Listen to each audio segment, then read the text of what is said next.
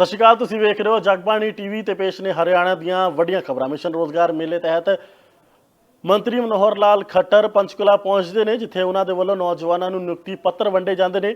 ਤਾਂ ਨੌਜਵਾਨਾਂ ਲਈ ਵੱਧ ਚੜ੍ਹ ਕੇ ਜਿਹੜੇ ਸਰਕਾਰ ਦੇ ਵੱਲੋਂ ਕੰਮ ਕੀਤੇ ਜਾ ਰਹੇ ਨੇ ਉਹਨਾਂ ਦੇ ਵੱਲੋਂ ਦੱਸੇ ਜਾਂਦੇ ਨੇ। ਅਗਨੀਵੀਰ ਸਕੀਮ ਦੇ ਉਹਨਾਂ ਦੇ ਵੱਲੋਂ ਫਾਇਦੇ ਗਿਣਾਏ ਜਾਂਦੇ ਨੇ। ਉਹਨਾਂ ਨੇ ਕਿਹਾ ਕਿ 4 ਸਾਲਾਂ ਦੀ नौकरी ਤੋਂ ਬਾਅਦ नौजवान कुछ भी कर सकते हैं। की कुछ कहा गया उन्होंने वालों एक बार आओ तुहानू सुना देने। उनकी नौकरी लगती है तो लगातार इन मेलों के माध्यम से उनको नियुक्ति पत्र दिए जाते हैं। आज स्वयं प्रधानमंत्री जी ने सबको संबोधित किया है और 61,000 लोगों को यानी नौजवानों को, नव युवतियों को और जो रोजगार मेलों में नियुक्ति पत्र दिए हैं, सबसे पहले तो मैं उनको सबको बधाई देता हूं। और विशेष तौर पर युवाओं का जो प्रधानमंत्री जी का दृष्टिकोण युवाओं के बारे में है, उनकी हर प्रकार की चिंता वो करते हैं। उनके शिक्षा की, उनकी स्किलिंग की, उनको नियुक्ति पत्र देने की, उनको स्वयं रोजगार अगर कोई करना है तो उसमें उनकी सहायता मुद्रा योजना के माध्यम से। और ये जो काम हो रहा है, आज का युवा हमारे देश का भविष्य है। और ये युवा जो आज नौकरी प्राप्त कर रहा है, जब 2047 में ये देश विकसित भारत के रूप में आगे बढ़ेगा और उस समय तक इनके कंधों पर जो आज वजन डाला जा रहा है वो ये पूरे यौवन के अंदर उस समय ये साक्षी बनेंगे कि इनकी मेहनत से देश जो आगे बढ़ा है, देश आत्मनिर्भर बना है, देश विकसित हुआ है। तो ऐसे युवाओं को मैं सबको बहुत बहुत शुभकामना और बधाई देता हूँ। प्रधानमंत्री जी ने भी कहा सर कि आज जो युवा जो 61,656 के करीब युवा जो नौकरी में आ रहे हैं, वो जो विकसित भारत है, भारत निर्माण की जो आज नेशनल बिल्ड हो रही है, राष्ट्र निर्माण का भूमिका रहेगी। तो आप मानते हैं सर कि युवाओं को अपने देश की विभिन्न जो सेवाएं, खासतौर पर जो RTPP है या CRPF है, यानी जो सेना से जुड़े जो है, उसमें युवाओं को ज्यादा रुचि पैदा हुई है सर? आप ये समझते हैं पिछले 11 साल में सर?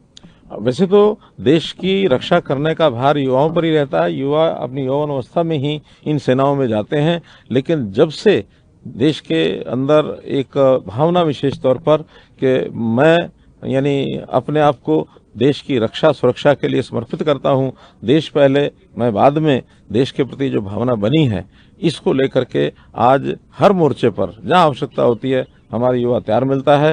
आज भी जैसा हमने देखा कि यहाँ पर बहुत से युवा BSF में गए हैं, CISF में गए हैं, ITBP के लिए उनका सिलेक्शन हुआ है, स्टेट बैंक के लिए सिलेक्शन हुआ है। तो इन सब स्थानों पर जाने की जो रुचि बढ़ी है, खास करके जैसे अग्निवीर का जो विषय शुरू हुआ था, अभी भी अग्निवीर में जाने के लिए युवाओं की प्रेरणा बनी हुई है, ताकि 4 वर्ष अपनी ट्रेनिंग लेकर के आगे जो उनको चॉइस करनी है उसकी चॉइस करते हैं। युवा निश्चित रूप से देश की रक्षा करने के लिए आगे आ रहे हैं। आपने सर अपने संबोधन में हरियाणा का जिक्र करते हुए कहा सर कि हरियाणा में जब 11 साल पहले जब सत्ता परिवर्तन हुआ था, तब पर्ची खर्ची के तहत युवाओं को रोजगार मिलता था और एक संशय था कि नौकरी मिलेगी कि नहीं मिलेगी, मेरिट कोई आधार ही नहीं था। तो आप मानते हैं सर कि इन 11 साल में बड़े परिवर्तन, बड़े बदलाव हुए हैं हरियाणा के लिहाज से अगर हम बात करें जी? बहुत बड़ा परिवर्तन देखने को मिल रहा है। पहले युवा पढ़ाई के अंदर भी अपनी रुचि नहीं दिखाते थे और पढ़ाई करने के बाद उनको लगता नहीं था कि हमारी योग्यता के आधार पर इसका कोई मूल्यांकन होगा।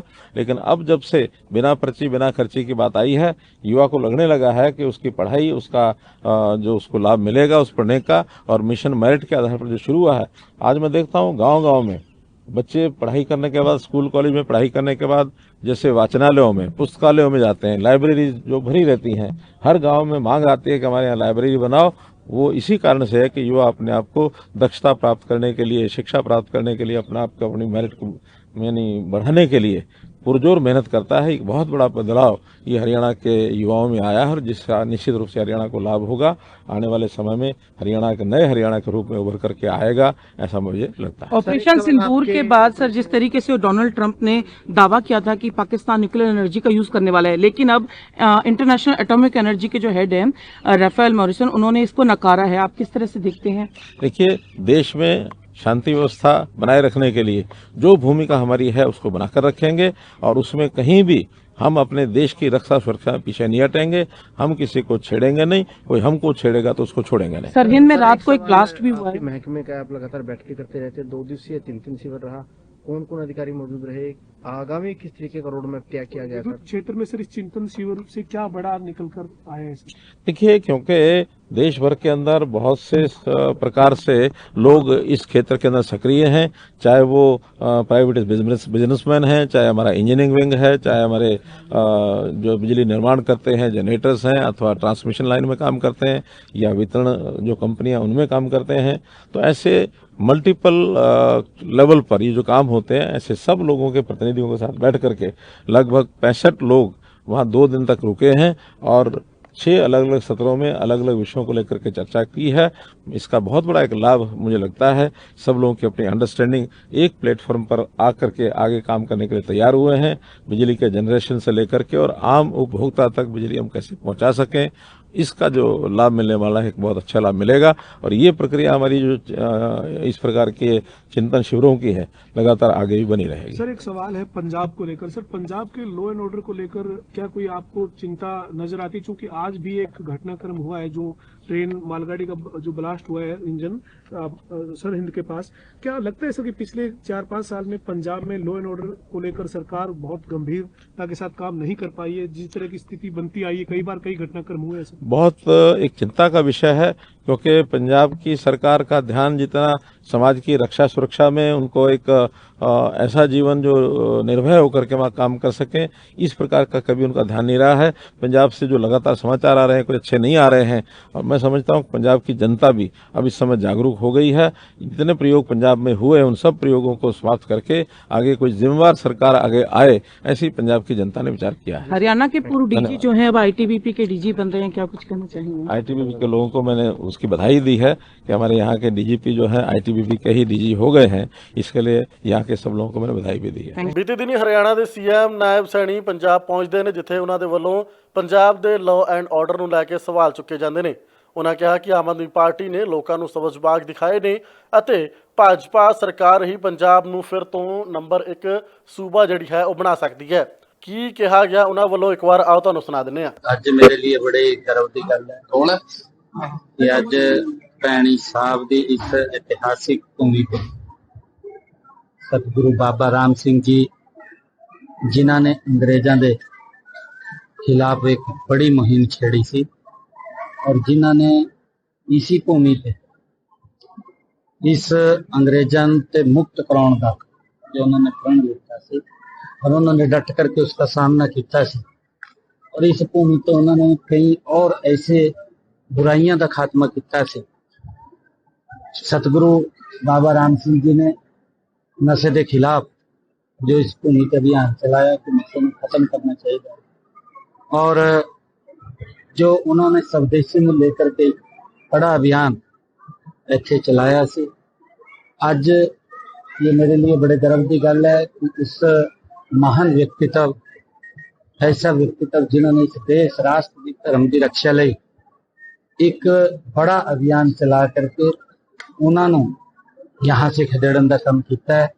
अज उन्होंने जयंती भी मैं सभी नो बहुत बहुत लख लख बधाई देना है, क्योंकि ऐसे महान व्यक्ति का वो इतिहास साडा है कि जिस इतिहास में असी याद करते हैं कि आने वाली पीढ़ियों को उस इतिहास के बारे में जानकारी लगन और वो उन्होंने दिखाए हुए मार्ग के ऊपर चलते इस प्रदेश देश में आगे बढ़ाने का काम करें। मैं सतगुरु बाबा राम सिंह जी के जो उन्होंने अज प्रकाश पर्व है उन्होंने सभी शासन अपनी लख लख बधाई दें। पंजाब की कानून व्यवस्था दिन भर तक खराब हो रही है। नामदाई समाज में कुरुक्षेत्र यूनिवर्सिटी में चेयर स्थापित करने की मांग करी। जी बिल्कुल, मैंने कहा है, मैंने मन से इस बात को कहा है कि जो हमारे नामधारी समाज के प्रतिनिधि हैं वो आकर के जब मुझे मिलेंगे तो उसके ऊपर इस बात को जो मांग रखी है समाज की, क्योंकि बाबा सतगुरु बाबा राम सिंह जी, उनका जीवन एक ऐसा जीवन है कि आने वाली पीढ़ियां उन्होंने जीवन को सर्च कर उसके ज्ञान प्राप्त कर और उन्होंने मार्ग से आगे बढ़न, तो बड़ी चंगी गल है। उन्होंने मैंने कहा है कि वो जो ही आकर के मुझे मिलेंगे उस गल को आगे बढ़ाने का काम। पंजाब की कानून व्यवस्था दिन ब दिन खराब हो रही, किस का दे दे? देखिए, पंजाब में जो लॉ एंड ऑर्डर की व्यवस्था वो खराब हुई है, क्योंकि बड़े बड़े सजाबाग ठहरा दिए गए थे और साडे पंजाब दे जो लोकी हैं वो बड़े भोले ने जी, वो गल्लां विच आ जांदे।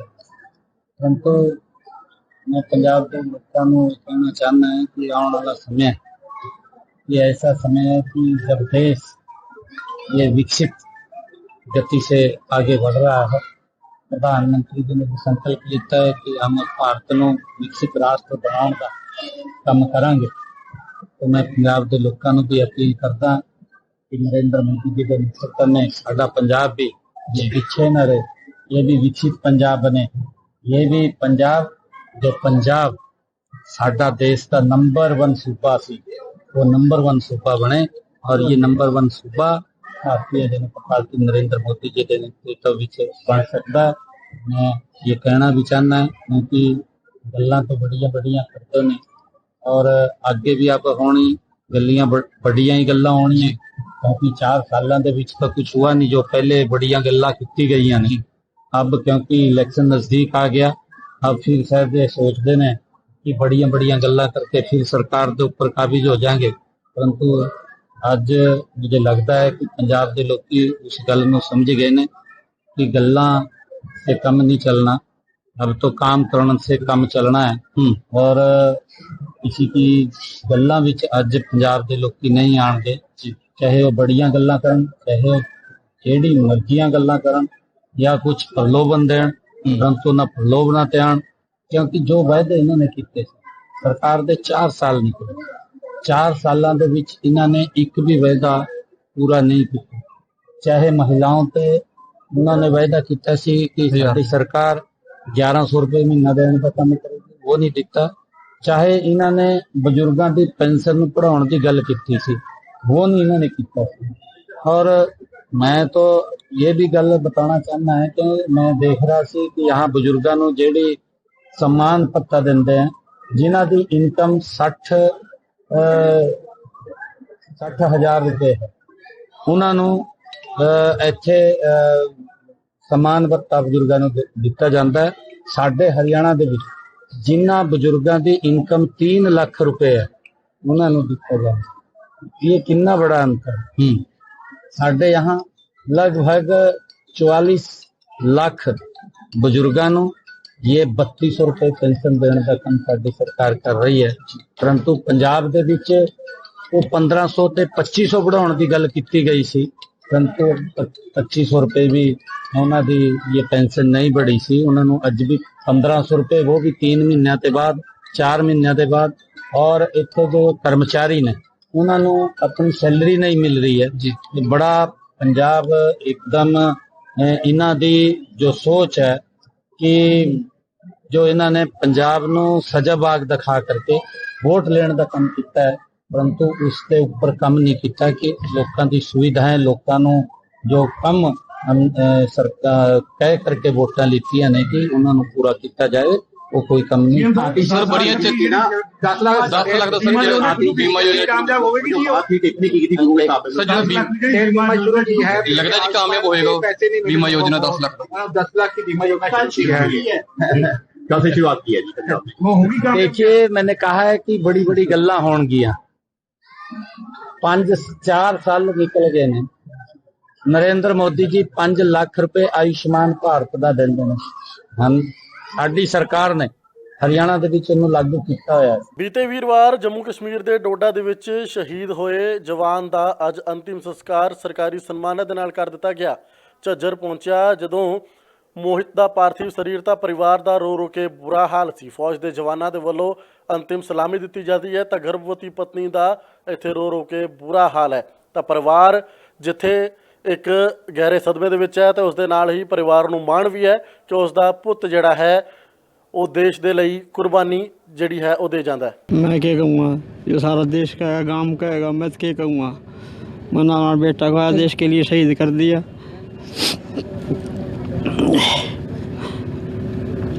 10 और शहीद हुए हैं, उनके लिए कुछ मैसेज देना चाहिए। देखो, सबकी आत्मा शांति है भाई। ऐसा है जी, वो मोहित कुमार जो था बड़ा ही होनहार और नेक बच्चा था और माता पिता का मतलब आज्ञा मानने वाला था। और गांव में कि उसकी ऐसी छवि थी, जब भी वो छुट्टी पर आता था तब बच्चों को कुछ न कुछ ग्राउंड के अंदर टिप्स देता रहता था और बच्चों को उत्साहित करता था कि उनमें ज़्यादा से ज़्यादा बच्चे आर्मी के अंदर सिलेक्शन हो उनका, और उनको कुछ न कुछ गाइड वगैरह देता रहता था। तो हर किसी का आदर भाव करना, मान सम्मान रखना उसकी एक आदत सी थी और बचपन से ही उसको जुनून था आर्मी में जाने का। 8वीं से उसने मतलब अभ्यास शुरू कर दिया था और अभ्यास इतना ज़बरदस्त किया उसने जिससे कि वो हमेशा एक्सीलेंट आता था। गांव में भी जब कोई प्रतियोगिता होती थी तो उसमें हमेशा उसकी फर्स्ट पोजीशन रहती थी। तो इस तरह का बच्चा था। गांव ने तो मतलब ऐसा है कि पिता ने अपना बेटा खो दिया, उसका तो गम भर नहीं सकता, लेकिन एक दूसरी तरफ से हमें बड़ा गर्व भी है कि हमारे बेटे ने देश के ऊपर मान लिया अपनी जान कुर्बान करी है और देश हित में उसने बहुत बड़ा काम करा है। देश गांव का नाम करा है, गवांड का नाम करा है, ज़िले का नाम करा है, फिर देश का नाम करा है। तो उसने अपनी तरफ से वो हमेशा तत्पर रहता था किसी भी कार्य को करने के लिए और माता पिता का बड़ा ही आज्ञाकारी था। जैसा इन्होंने बोला वो हमेशा करता था, कभी उसने किसी चीज़ के इनके लिए मना नहीं की। जैसे गाड़ी लाना है तो गाड़ी के लिए बोला तो बोला लिया पापा कोई बात नहीं आप कहोगे, वैसा ही है। तो जो उस मतलब इन्होंने बोला वही काम करता था। पिछली बार बात कब हुई थी आपकी? 20 तारीख में। क्या कुछ कहा था? कुछ ना कहा, कह रहा था फरवरी की छुट्टी मंजूर है, फरवरी में आ लूँगा। बस और जो सपना था छोड़ गया। बट छोटा भाई ने बराबर करना चाहा था, दूसरा नौकरियाँ में अपनी बराबर रखूँगा। और छोटे भाई को बड़ा ही मतलब प्रेम करता था, उसके लिए मतलब हर चीज़ जो उसने बोल दिया ना उसके लिए वही चीज़ तैयार है। कभी उसने भाई के लिए नहीं कहा तेरे को ये नहीं करना वो नहीं करना। ਤਾਂ ਇਸੇ ਹਰਿਆਣਾ ਦੀਆਂ ਅੱਜ ਦੀਆਂ ਵੱਡੀਆਂ ਖਬਰਾਂ। ਬਾਕੀ ਖਬਰਾਂ ਲਈ ਬਣੇ ਰਹੋ ਜਗਬਾਣੀ ਟੀਵੀ ਤੇ। ਧੰਨਵਾਦ।